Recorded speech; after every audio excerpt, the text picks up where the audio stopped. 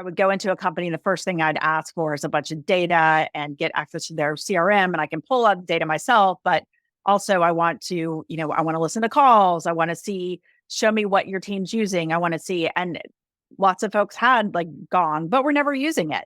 And it's like, well, either use it or why are you paying for it?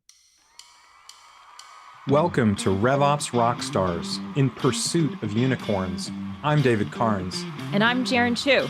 Join us as we interview RevOps leaders to explore the challenges they have faced, the biggest lessons they've learned, and what they think makes a RevOps rockstar. This show is brought to you by OpFocus, on a mission to help companies run their businesses better by letting you focus on growth while we scale your operations. Let's get this show on the road.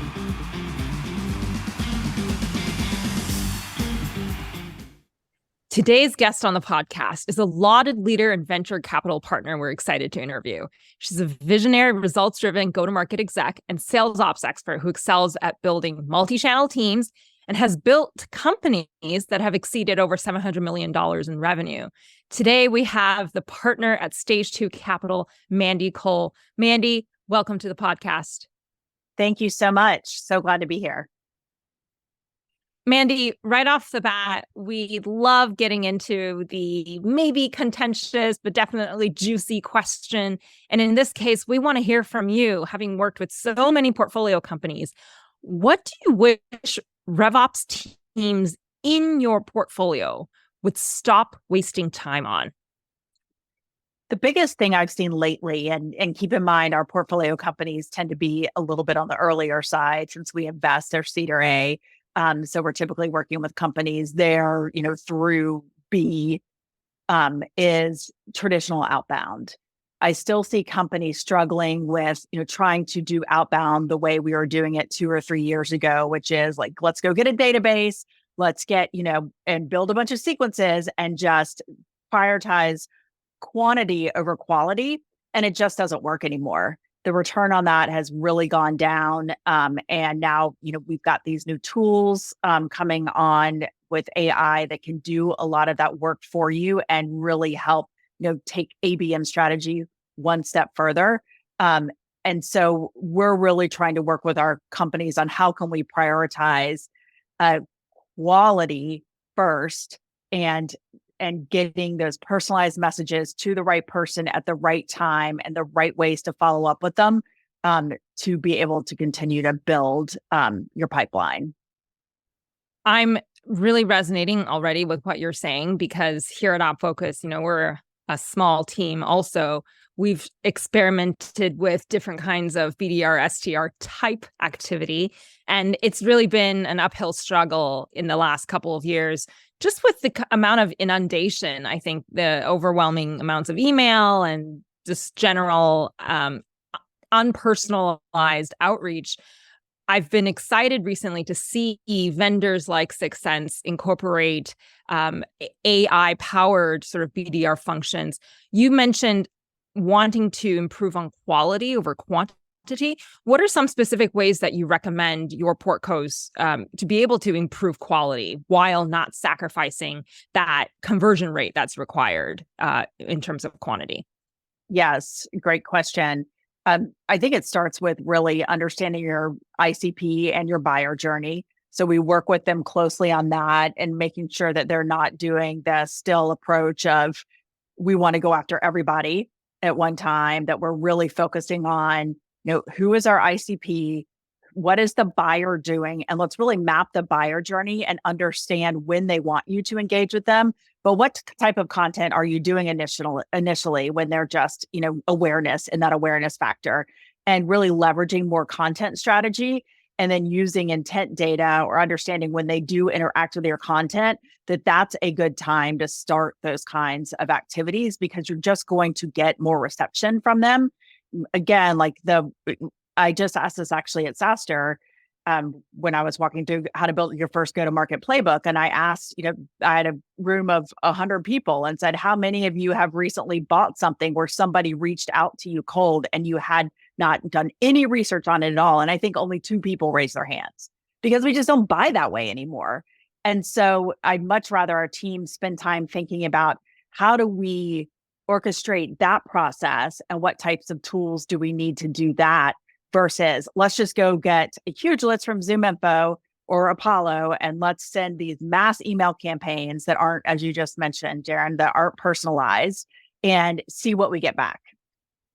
Before we move off the topic, I'm curious if you can comment on how you've seen kind of the ratio between BDRs and SDRs to sales change over time and how you advise your portcos to think about structuring their teams today.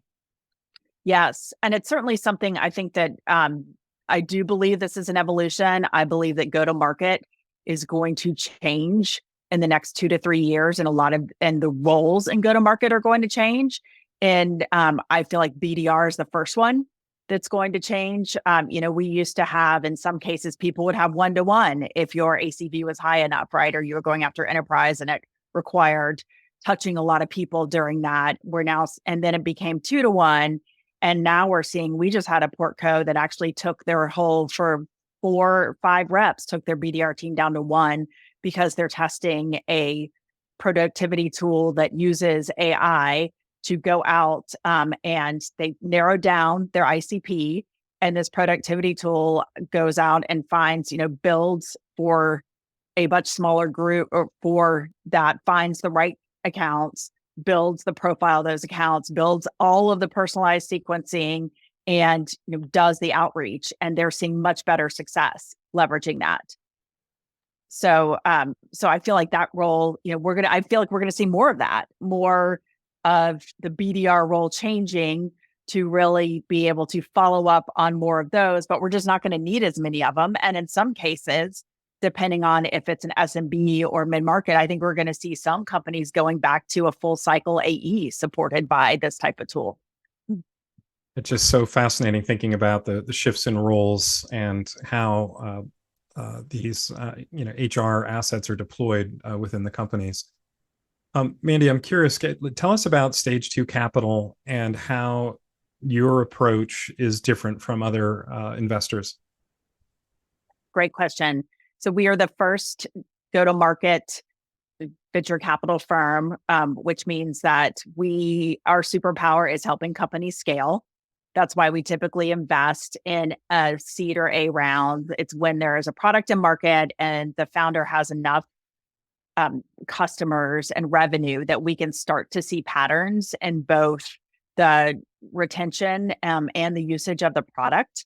And at that point, we know, okay, there seems to be a product market fit here. Now we can bring in basically all of our expertise around go-to-market to help scale. And that expertise, a lot of that comes from, we're very fortunate to have over 300 go-to-market executives who are investors in our fund.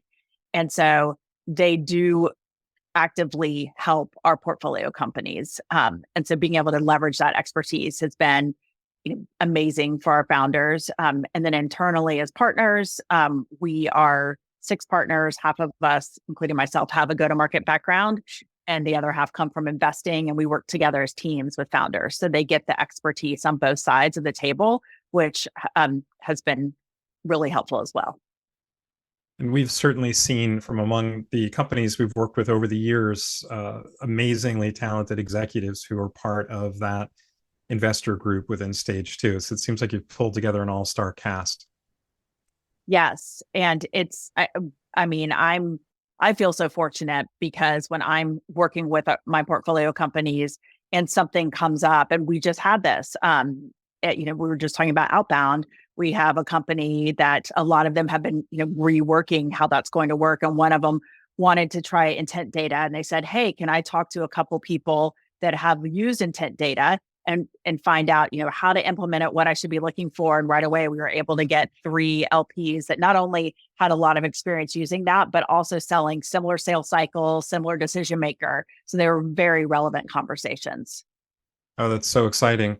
When considering an investment or when leaning in to help a portfolio company, what do you look for in a successful RevOps team? Well, first of all, I'm excited if they do have a RevOps team, because sometimes they don't at our stage. And then if they do, I'm looking for someone that isn't just focused on growth, but also on retention. We do consider retention and looking at leading indicators of retention and product usage really the North Star. And so finding somebody that's been already looking at that and measuring that and thinking about how to manage CS outside of more qualitative, like, oh, I had quarterly check-ins, and they said things were great, so they must be going to renew. We're looking for more data-driven approach to that. The other thing that I love to see when we're working with RevOps is that on the growth side, that they are measuring the pipeline in terms of not just dollar amount, but also number of qualified opportunities, because we really feel, and I personally feel, that dollar amount can be very skewed if you've got a couple of whales in there. And we've all seen that happen where you think that's going to close, it doesn't close, and all of a sudden you haven't been putting enough into your pipeline to be able to make up that. So we want to see that that's being measured in both by what we need to put in the pipeline. And when you're doing it that way, the other benefit is that usually you're aligning marketing and sales. So they're partnering on how many qualified opportunities you need in a month and a quarter, where they're coming from and what you're creating. And it's a shared goal to try and eliminate that finger pointing. I think it's a perfect segue to the next question. I agree with you on measuring the quantity of deals as opposed to just the dollar amount of the qualified deals. What other ways do you measure RevOps success across the portfolio? We look at, I consider RevOps to be, obviously a key point. I'm at Living Social in 2010. I created a RevOps team before there was RevOps, just because we had to coordinate all this across a big sales team of almost 800 people. And their success was measured on the same things that my sales leaders were, and marketing leaders. Are we hitting our goal, and are we hitting our KPIs? So we backed into that in very much the same way. How many opportunities were we getting at the top of the funnel, and how many were we getting down to the middle and closing? And that was a shared goal across both, marketing and sales and RevOps. So not only was it the dollar amount, but we really looked at the process as well. And then on the CS side, the NRR around goal, and they shared those same goals across the organization. So given the early stage, you've seen every permutation of possible talent set within the companies. I'm sure, whether it's hands-on director or strong go-to-market background in CRO plus more junior RevOps talent, all these variations. I'm curious, what actions do you encounter that the RevOps teams don't get around to, that you'd love to see them get to? And it may be because of the staffing level, or maybe because of the mix of technology. Is there anything that they just don't get around to that you want them to? Yes. So the first one is probably going back to retention, making sure that we really have a data-driven way to measure retention and hold CS to that. So one of the things we like to put in place first, that usually nobody has, is a leading indicator of retention, where we say, like, what's the usage of the product? If we go and do an analysis of how people are using the product, and we look at, what's a key action that you expect them to be taking, and how often do they need to do that, and which of those are correlating to people actually renewing, so that we can then have something where we can run it on a monthly basis, and it's a green or red checklist, right, for a CS. So usually folks aren't doing that, and we help put that in place, outside of NPS scores or checklists on QBRs and things like that. So that's one. I think having the other is really leveraging your CRM as the and I guess orchestrating your CRM so that it is the the record, right? Like if it's not, I used to say internally, if it's not Salesforce, it didn't happen. I don't want people to tell me, oh, I really had this many meetings, or, oh, I did talk to the decision maker. So I even like to, work with our portfolio companies on, after we create the buyer journey and we then align our stages in our CRM, I want to see buyer driven actions that are the reason that have to be completed before you can move to the next stage, not sales rep driven actions, because then we can remove a lot of the fool's gold from the forecast and we can have a very clean pipeline. And so building that into the CRM, whether you're using Salesforce or HubSpot or something else, you can usually build that on the opportunity or deal page. But I want to know, did the decision maker attend a demo? Did the buyer respond to the mutual eval email? Did the buyer attend a proposal call? Because if those things aren't happening, I mean, we've all been on a call where the buyer says, oh, sure, send me a proposal. And we know that means, and don't ever call me again. I'm just trying to get you off the call. But yet a rep will move them to proposal stage or negotiation, and they're not in negotiation. They're actually dead. And that's the second thing, a long-winded answer to your question, David, of really running the buyer-driven process and incorporating that into the CRM so you can build pipeline reports and quickly see if they're qualified or not. I am really tickled by your answers, Mandy, because as a RevOps podcast, first of all, you mentioned in your first answer the importance of holding CS with a data-driven measurement. And the fact that you're talking about CS at a Series A or even seed level company is so encouraging, because CS has kind of felt like the stepchild of RevOps, right? It's supposed to be marketing, sales, and customer success. And yet most RevOps teams, and even many of the guests that have come on this podcast, talk about it more as marketing and sales, right? CS up until I think this year, maybe last 18 months, with the need of increasing customer lifetime value and the challenges with acquiring new customers, have just kind of been an afterthought. And so the fact that, Mandy, you're encouraging your portcos to think about CS in this way, in such a mature way, so early on, seems like a really great just foundation that you're setting for them. And even around your comment with having the source of truth in Salesforce, the buyer-driven actions, I think that's also what we're seeing as why these intent platforms at the top of the funnel are getting so much traction, because it's no longer just based off of, well, I'm going to, fill out a contact us form so I can get some pricing. It's actually based on a holistic conglomeration of different activities. Is it across one person or multiple sets of people that really create this complete picture of what that buyer is trying to do? Absolutely. We've been talking a lot about your portfolio and how you've been advising them. I'm curious to learn from you, Mandy. How do you personally measure success in your role? Yes. So we measure success. Ultimately, my success is measured by returns to our investors. That's my job. I work for our investors, and it's our job to find, pick and help scale companies that will be successful and have a return.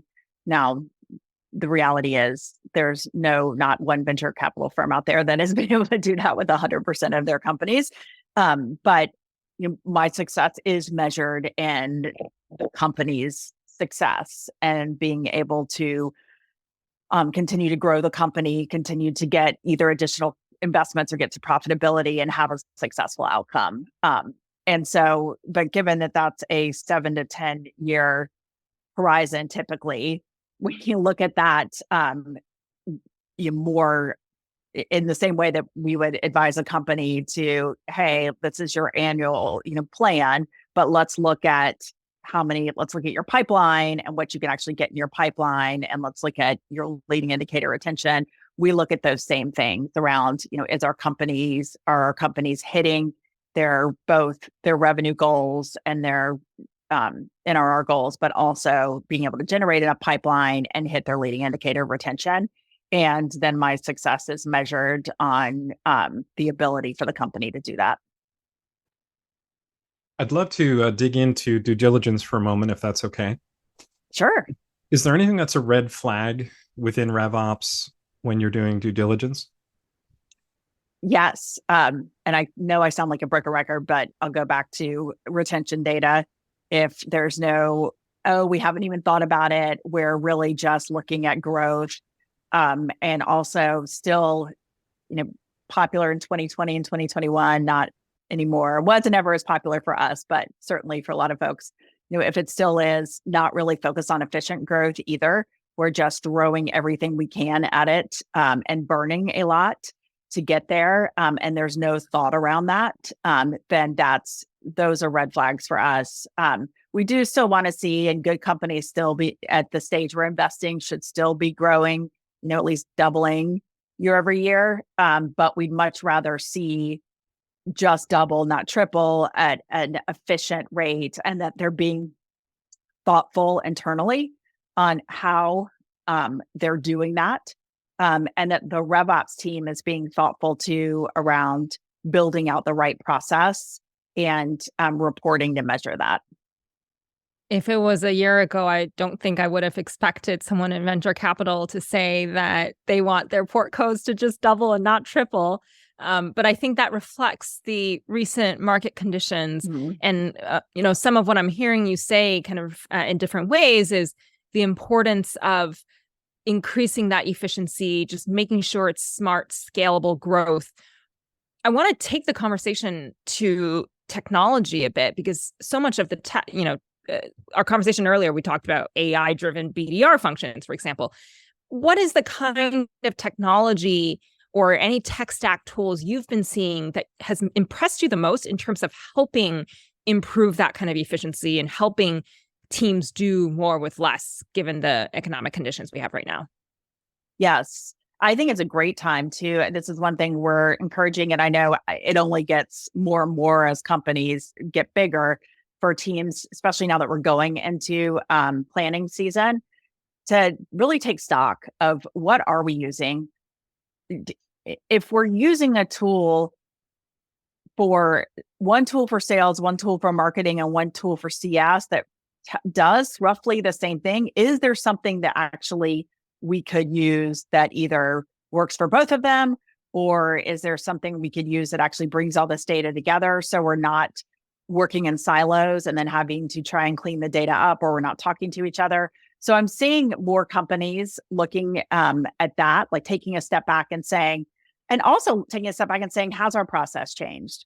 Are we doing something? We've seen more companies testing PLG or testing an ABM strategy versus the outbound we were just talking about, or testing, driving more inbound, but through intent data with content. So if you're seeing success and you think that that's where you're going to focus more next year, then making sure your tech stack aligns to that and that you're actually using all those. There's a lot of times where I see people, especially when I was consulting before I joined Stage 2, where I would go into a company and the first thing I'd ask for is a bunch of data and get access to their CRM, and I can pull out data myself. But also I want to, I want to listen to calls. I want to see, show me what your team's using. I want to see, and lots of folks had gone, but we're never using it. And it's like, well, either use it or why are you paying for it? I think it's an incredible tool, but I think that you need to actually think about how you're going to work it into, are you showing a call every week on your team? Are you actually going in and listening and giving them feedback to calls? Are you using the data from your calls to determine why things are getting stuck in the pipeline? So that's where on the inventory I'd go through and make a list of, how are we using each of these? Are we getting our ROI? And then look around. There's a lot of new tools that have come out. Is there anything, or as you mentioned, some people have added AI like 6 Sense into their process. So is there anything new that we could be doing that we could actually leverage across all three of those teams? I want to dive a little bit deeper into your answer, because what we're seeing with a lot of these platforms, be that the intent and ABX platforms or the data platforms, is they're starting to expand into each other's territories, be that Zoom info purchasing, the intent side of things, be that 6sense purchasing, kind of the AI piece or demand-based expanding. It's what we saw with marketing automation, something like 15 years ago, where they started with specific functionality and now they're trying to do everything else. So when you say that, tech stacks are, getting really big, they're getting siloed by department, how do you advise your portcos when it comes to evaluating the tech to say, do you want to buy best in class for each of these functions, or do you want to try to consolidate so you have as few vendors as possible, but with as many function areas that multiple departments might be able to use, knowing that some of those acquisitions may not be as good as their original bread and butter? Yeah. And I think that you don't want to sacrifice usability and I guess you don't want to sacrifice being able to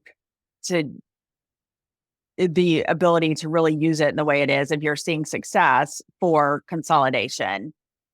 Because, there are several tools that have acquired pieces and not to pick on Salesforce, but I don't really know any companies that use Pardot. Like they use other tools because it's just not a best in class productivity tool. So I think that's one example where I wouldn't recommend, let's get rid of, your productivity tool and let's use that. I think what I would say is the productivity tool that you're using the best?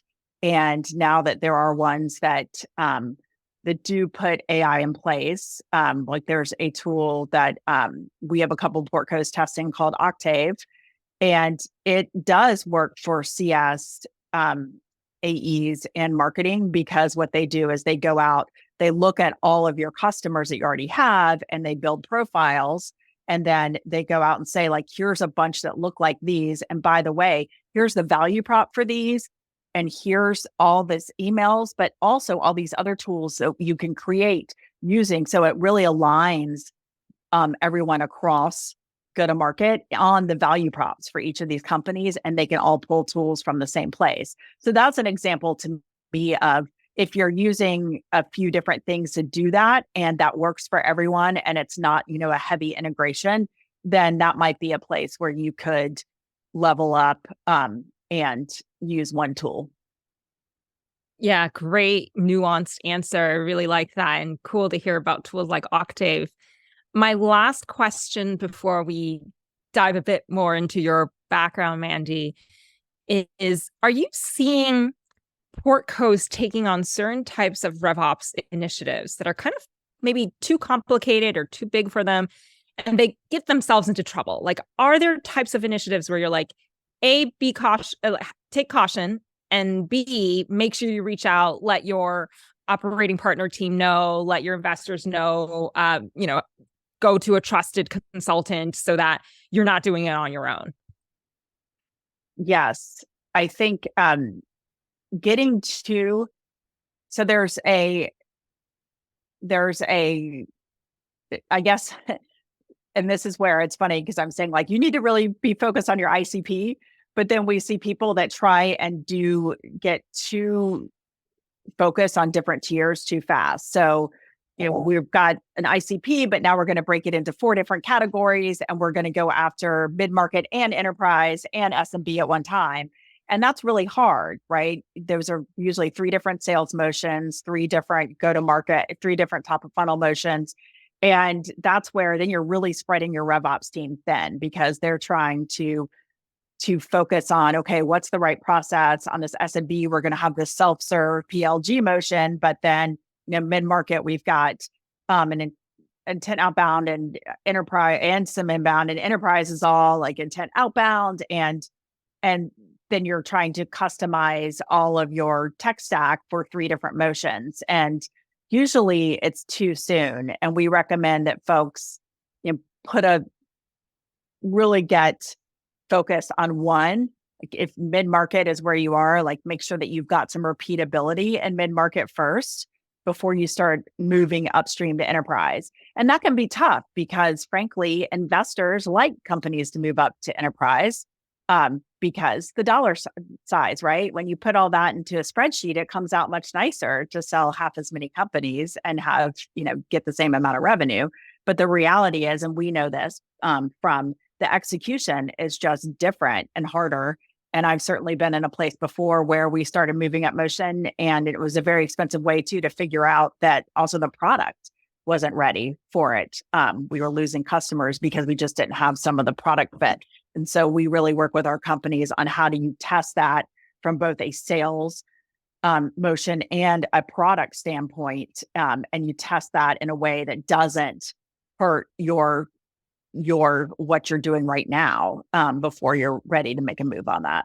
What we recommend that our companies don't do, which is like go and try and do these big implementations by themselves, or once they're ready, if they're transitioning from HubSpot to Salesforce, because typically what happens is you've got somebody, they, have a jack of all trades RevOps person who's never done that. And they go and create all this custom fields and this whole they do it wrong, and it becomes, you can't get the right data. I'm always like, just get somebody to come in that actually knows how to do that. I seem to recall Mark Roberge talking about that same topic at one of the SaaSters a few years back about that move up toward enterprise and some of the risks associated with it.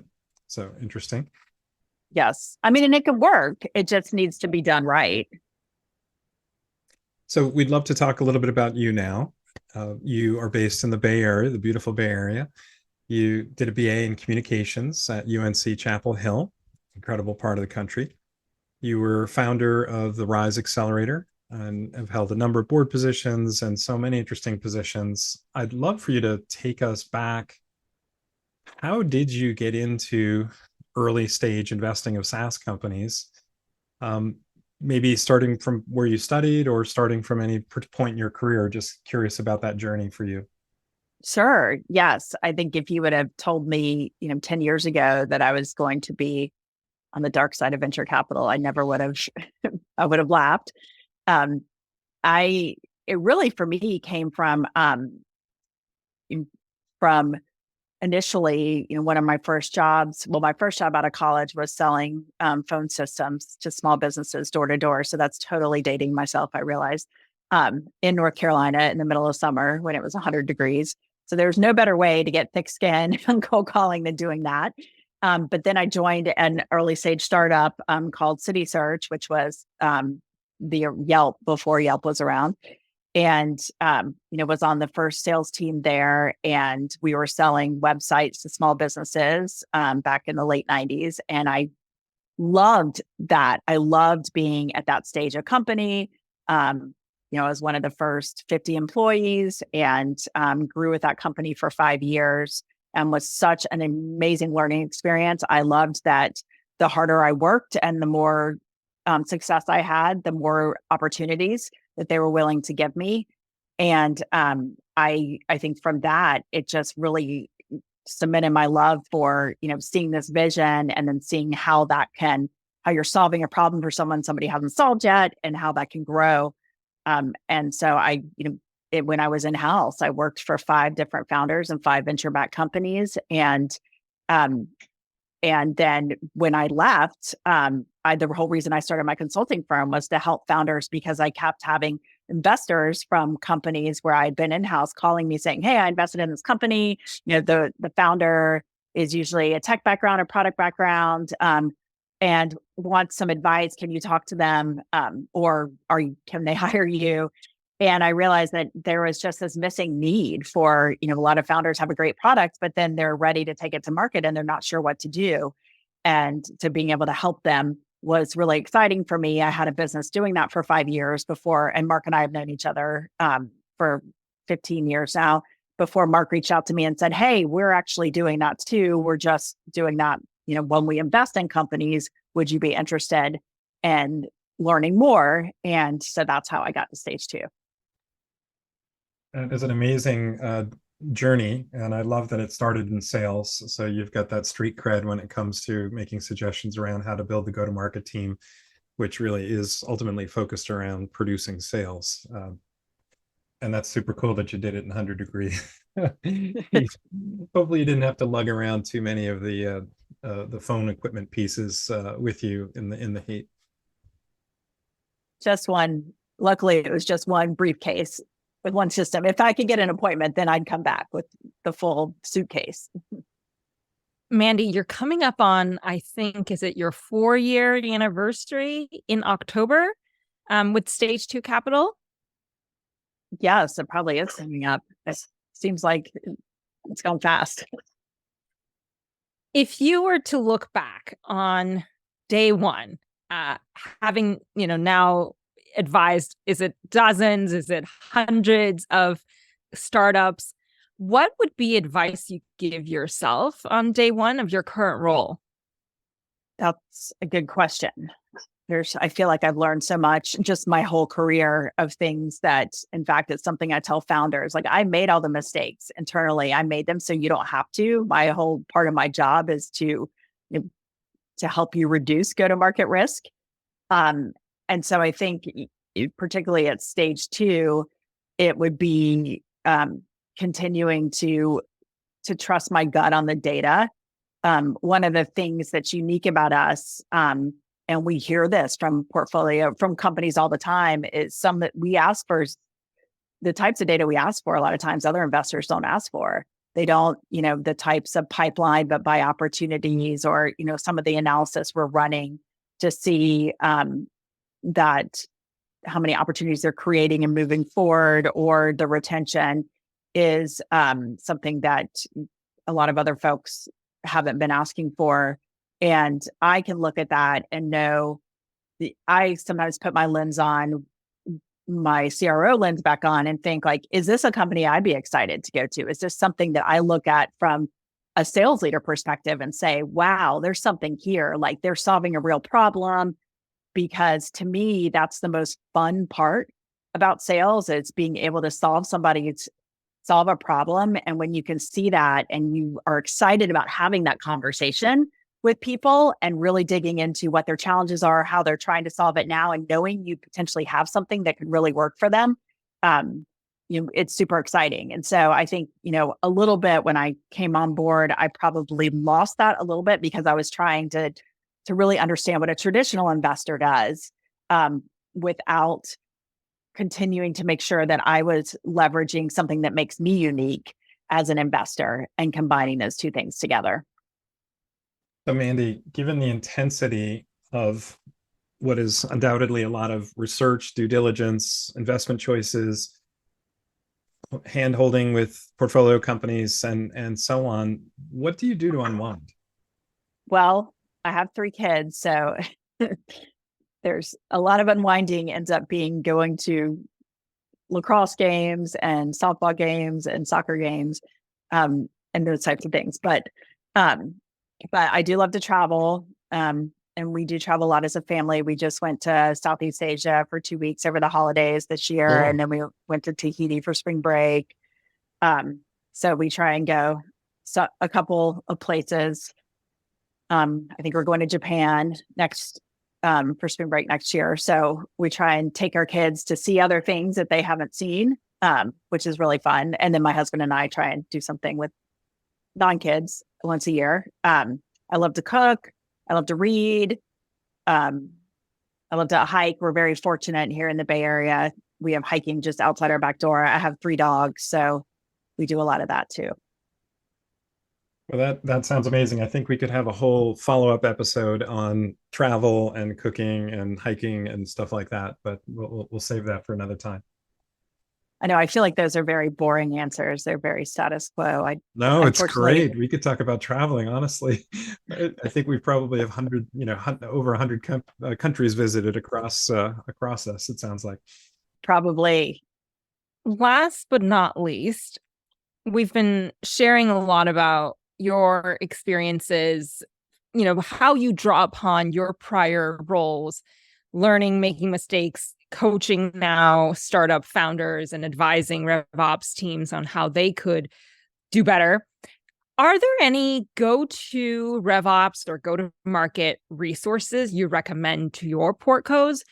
And are there specific people out there, RevOps leaders, thought leaders, that you think might actually be a great fit for this podcast in our subsequent season? Yes, I know there's a RevOps leader, Andrew Bennett, he's an LP in stage 2, and we use him a lot in diligence, just because he's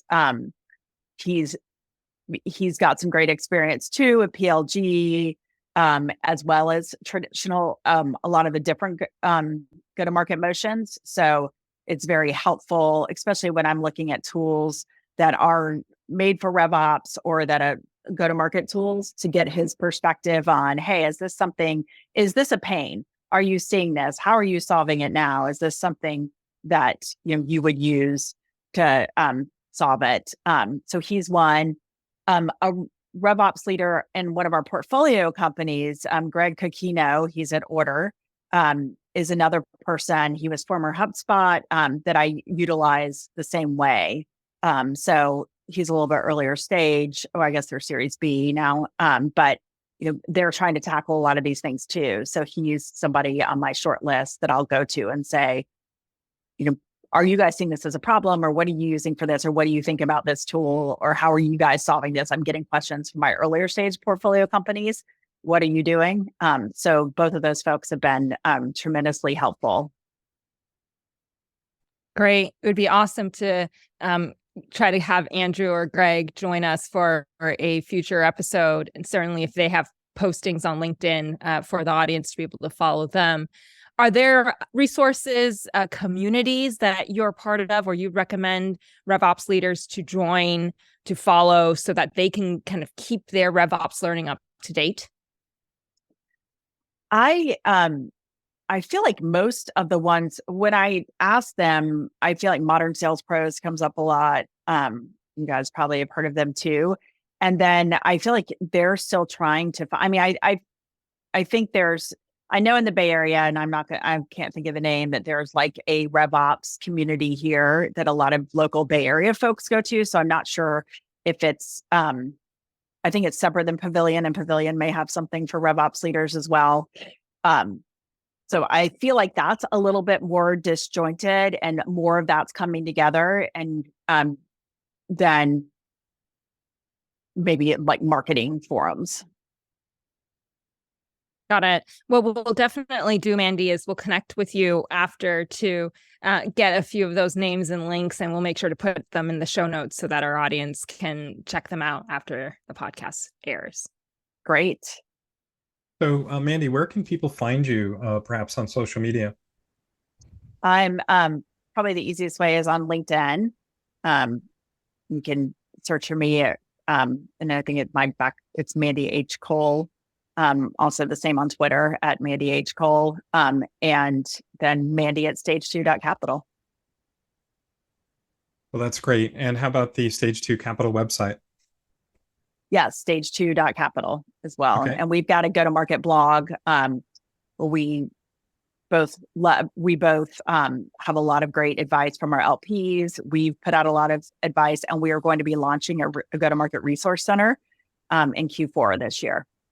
Well, we'll certainly keep our eyes open for that. That sounds great.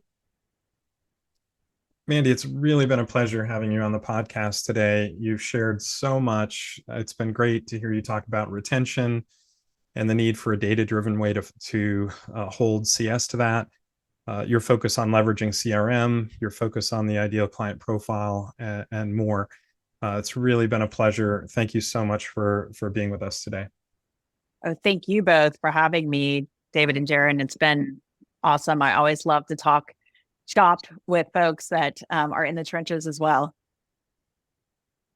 And I know that even in the short conversation we have had today, we could probably talk RevOps, geek out about RevOps for hours and hours. So I'm looking forward to crossing paths in real life. And certainly, I want to thank our audience for tuning in for 30 some episodes. We're wrapping up our season very, very quickly. So glad to have you, Mandy, as one of our final guests on this season of RevOps Rockstars.